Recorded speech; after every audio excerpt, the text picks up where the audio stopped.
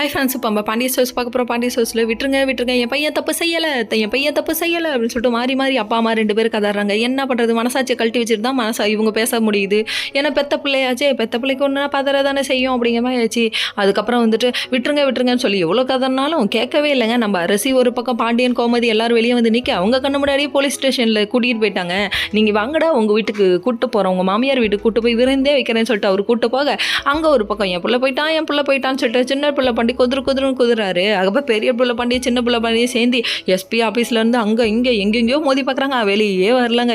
எப்படி ஒரு பொண்ணா 2 பொண்ணா 3 பொண்ணை கடத்திருக்கான், எப்படிங்க விடுவாங்க அப்படிங்கிற மாதிரி ஆச்சு. கடத்தலில் ஈடுபடுறது ரொம்ப தப்பு. அதுவும் ஒரு பொண்ணோட விருப்பம் இல்லாமல் எப்படிப்பா நீ இப்படி பண்ணலாம், ரொம்ப தப்புப்பா அப்படிங்கிற மாதிரி ஆச்சு.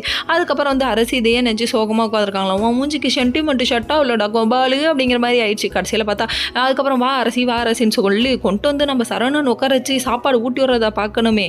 இதை பார்க்கும்போது ஒரு பாட்டு போட்டுணும்னு தோணுது. போடலாமா? மலர்களை போல் தங்கை உறங்குகிறாள், அண்ணன் வாழ வைப்பான் என்று. இதெல்லாம் நான் பாட்டா பாடினாலாம் கேட்டுட்டு சிரின்னு சிரிப்பாங்க. அதுக்கப்புறம் பெட்ரோல் ஊற்றி எரியும்பாங்க, வேணாம்ப்பா அப்படின்னாச்சு. இதெல்லாம் ஒரு பக்கம் இருக்கு. அதுக்கப்புறம் வந்துட்டு நம்ம சரவணன் ஒரு பக்கம், நீ வா இங்கே இருந்து அப்செட்டாக இருப்பேன்னு சொல்லிட்டு சாப்பாடை ஊட்டி விட்டு கடைக்கு கூட்டிகிட்டு கிளம்புறாரு. அம்மாவை பார்த்து நீ சாப்பிடுன்னு சொல்கிறாங்க.